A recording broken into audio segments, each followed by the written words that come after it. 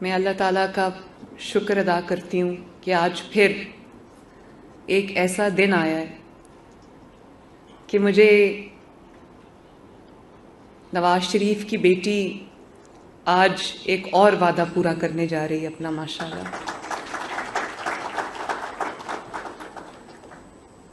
लोग पंजाब के बारे में ये कहते हैं, बल्कि मीडिया के भी काफ़ी हजरात ये कहते हैं कि इतनी स्कीम्स लॉन्च हो रही हैं, अब देखते हैं कि वो स्कीम्स जो है वो एक्चुअली ग्राउंड पे आती हैं कि नहीं।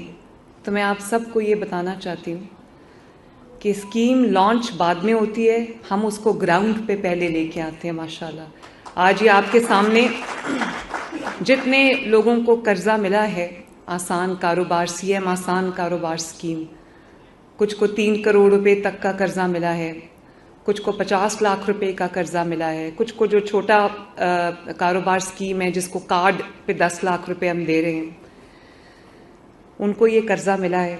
और मुझे खुशी है इस बात की कि 19 जनवरी को ये 17 जनवरी को ये प्रोग्राम लॉन्च हुआ था। 17 जनवरी को हमने एप्लीकेशंस वगैरह मांगी और आज क्या डेट है?